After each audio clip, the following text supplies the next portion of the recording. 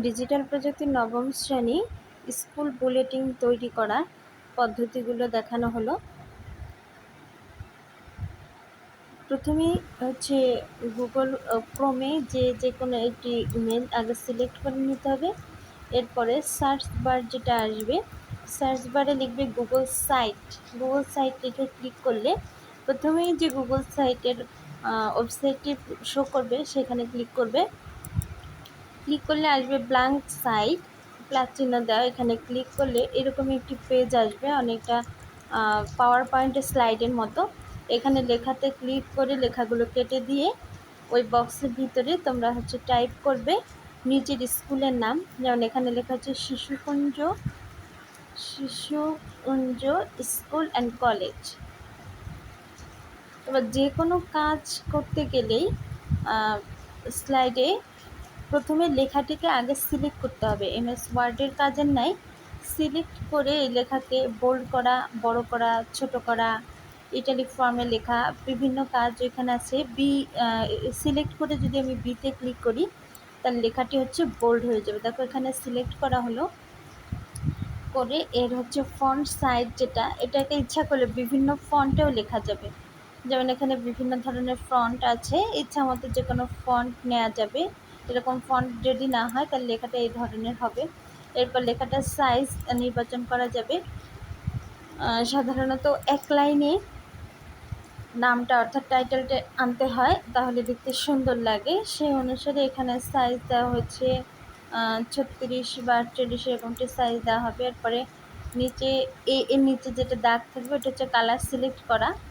যেহেতু এটা 2 লাইনে হয়ে গেছে সে কারণে আবার সিলেক্ট করে এখানে ফন্টটা আগের নাই করে দেওয়া, যাতে লেখাটা স্পষ্ট বোঝা যায়। তোমাদের যেরকম ফন্ট ইচ্ছা হবে সেরকম ফন্ট দিলেই হবে। এরপরে স্কুলের ব্যাকগ্রাউন্ডে স্কুলের একটি ছবি সিলেক্ট করতে হবে। এখানে আপলোড অপশান আছে, আপলোড অপশান বা ইমেজ অপশানে গিয়ে ক্লিক করলে আপলোডে তোমার গ্যালারি থেকে ছবি সিলেক্ট করে নিতে হবে। এরপরে উপরে আছে আপলোড লোগো বা অ্যাড লোগো। একইভাবে অ্যাড লোগোতে ক্লিক করলে লোগোর নিচে যে আপলোড আসবে, আপলোডে ক্লিক করলে তোমার স্কুলের একটি লোগো সিলেক্ট করবে, তাহলে দেখবে ছবির সাথে লোগোটি অ্যাড হয়ে যাবে। অ্যাড হয়ে যাওয়ার পরে এরপরে এখানে নিচেই আসবে এডিট লোগো। যদি লোগোটাকে আরও সুন্দর কোনো কিছু করতে চাও তাহলে এডিট লোগো দিতে হবে, আর না হলে ওইটাই থাকবে। এরপরে ডান সাইড থেকে যে কোনো একটি অপশান সিলেক্ট করে নিতে হবে যে এর নিচে আমি কতগুলো ছবি অ্যাড করতে চাই, 2টি বা 3টি। সেরকম অ্যাড করে নিয়ে প্রথম ছবি আমরা বিদ্যালয়ের অবস্থান বোঝাতে চাই, তাই এখানে ম্যাপ নিয়ে নেব। ক্লিক করলে নিচের দিকে থাকবে ম্যাপ, গুগল ম্যাপে ক্লিক করলে এখানে সার্চ বারে যেয়ে তোমার প্রতিষ্ঠান, তোমার স্কুলের নাম লিখতে হবে। স্কুলের নাম লেখার পরে এখানে বিভিন্ন স্কুলের নামের সাথে দেখাবে যেটি তোমার স্কুলের নাম ঝিনাইদহ হাইওয়ে যেটা দেয়া থাকবে সেটাকে সিলেক্ট করবে। সিলেক্ট করার পরে এখানে প্লাস চিহ্ন দিলে এটা জুম হবে, জুম হলে স্কুলটা আরও ইন্ডিকেট করা হবে। ওই যে লাল চিহ্নিত যা আছে যেটা, সেটি স্কুলের নাম এবং অবস্থান। এরপরে এখানে সিলেক্ট এবং ক্যান্সেল আইকন আছে, সেখান থেকে সিলেক্ট করলে এখানে ছবিটি সিলেক্ট হয়ে যাবে। পরবর্তীতে একইভাবে পরের ছবি আইকনে ক্লিক করলে এখানে থাকবে আপলোড, অর্থাৎ তোমার নিজের গ্যালারিতে ছবিগুলো থাকবে। আপলোড থেকে এখানে আমরা আগে যে চার্টগুলো করেছিলাম সেই চার্টগুলো এখানে সংযোজন করতে হবে। প্রথমে একটি বার চার্ট, এর পরের আইকনে যে আবার আপলোড করে আমরা যে পাই চার্ট দেখিয়েছিলাম বা করেছিলাম সেই পাই চার্টটি এখানে অ্যাড করব। এরপর নিচেই থাকে টেক্সট বক্স, ছবিগুলোর নিচে টেক্সট বক্সের জায়গা থাকে, সেখানে তোমরা লিখতে পারবে যে ছবিটা তুমি অ্যাড করেছো সেই ছবিটি কী সম্পর্কে। যেমন প্রথমটা যদি ম্যাপ হয় সেখানে আমরা লিখতে পারি যে এটা স্কুল লোকেশান, তাহলে school location of Google map.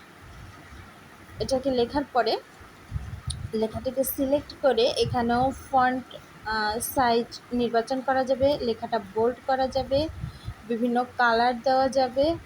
অর্থাৎ লেখা সিলেক্ট করে ক্লিক করলে লেখাটি হচ্ছে বোল্ড হয়ে যাবে। মানে সিলেক্ট করার পরে বিতে ক্লিক করলে লেখাটি বোল্ড হয়েছে।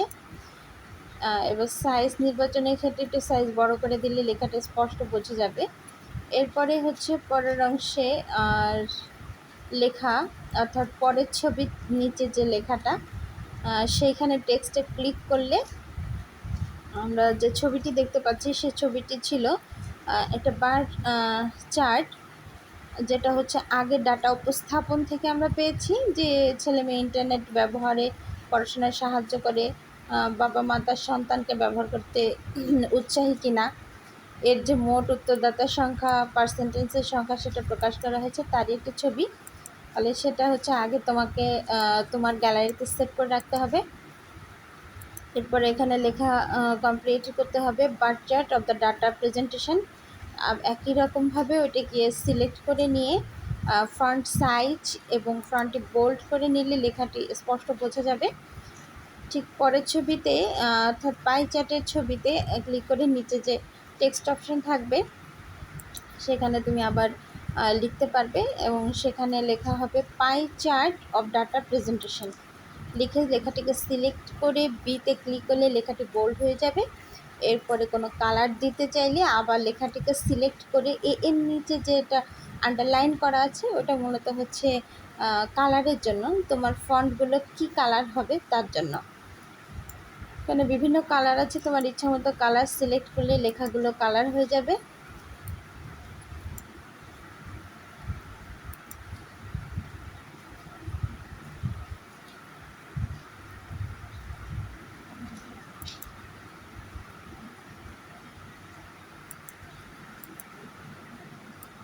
এরপরে নিচেই ক্লিক করলে নিচে একটা ফুটারের জায়গা থাকবে, অর্থাৎ সেখানে একটি বক্সের মধ্যে থাকবে, এখানে দেওয়া আছে এডিট ফুটার।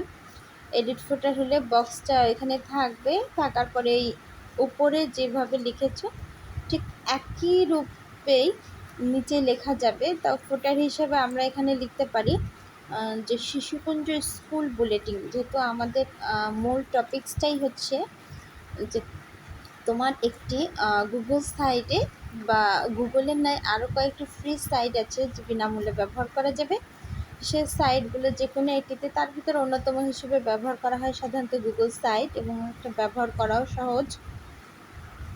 এই সাইটে একটি স্কুল বুলেটিন তৈরি করা, সে কারণে আমরা ফুটার হিসাবে একটি টাইটেল অ্যাড করব, সেটা হচ্ছে শিশুকুঞ্জ স্কুল বুলেটিন দিয়ে একইভাবে লেখাটা সিলেক্ট করে ফন্ট সাইজ সিলেক্ট করতে হবে, যেহেতু নিচে ফুটার টাইটেল এডিটিং থাকবে সেটি যত বড় দেখাবে তত হচ্ছে স্পষ্ট বোঝা যাবে।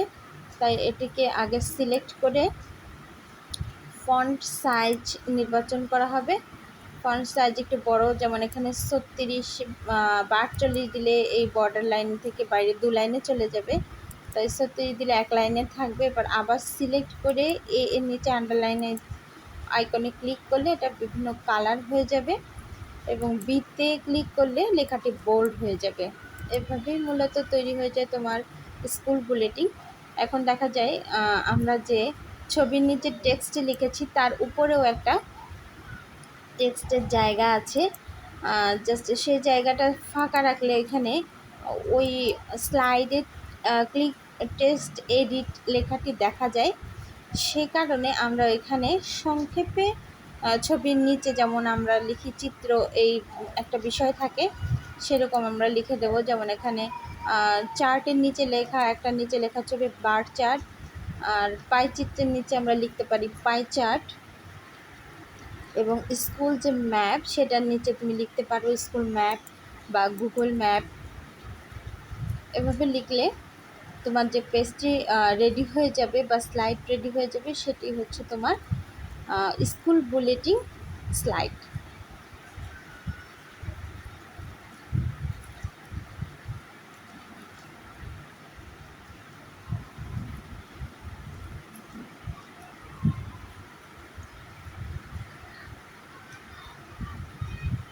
এরপরে এই স্লাইডটি বা এই গুগল সাইটে তৈরি স্কুল বুলেটিনটা তুমি হচ্ছে পাবলিশ করতে পারো। যদি পাবলিশ করো তাহলে তোমার এখান থেকে তুমি সহ সারা বিশ্বে তোমার পেজের এই বুলেটিনটা সবাই দেখতে পারবে।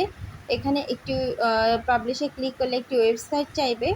ওয়েবসাইটে হচ্ছে শিশুকুঞ্জ লিখে, যদি এটা অ্যাভেলেবেল থাকে তাহলে শিশুকুঞ্জ লিখে তুমি পাবলিশে ক্লিক করতে পারবে। আর যদি অ্যাভেলেবেল না থাকে তাহলে শিশুকুঞ্জের পরে আর দু একটা অক্ষর বাড়িয়ে দিলে যখন সবুজ মার্কিং থাকবে বা কালো মার্কিং থাকবে তখন এখানে তুমি পাবলিশে সবুজ আলো থাকবে, তখন তুমি এটা পাবলিশ করতে পারবে। আর যদি লেখাতে লাল আসে তাহলে ওটা অ্যাভেলেবেল থাকবে, ওয়েবসাইটে এর আগে ব্যবহার করা হয়, সেই কারণে তুমি ওটা ব্যবহার করতে পারবে না। এবার তোমার পাবলিশ করার সাইটটি দেখতে কেমন হবে সেটা দেখার জন্য পাবলিশের পাশে একটি আইকন আছে, ড্রপ ডাউন বা অ্যারো আইকন, ক্লিক করলে লেখা 3টি অপশন লেখা থাকবে। তার ভিতরে আছে ভিউ সাইট। তুমি ভিউ সাইট করলে তোমার নিজের পাবলিশ করা সাইটটি, গুগল স্লাইডটি তুমি দেখতে পারবে। এইটি হচ্ছে মূলত তোমার স্কুল বুলেটিন এর প্র্যাকটিক্যাল।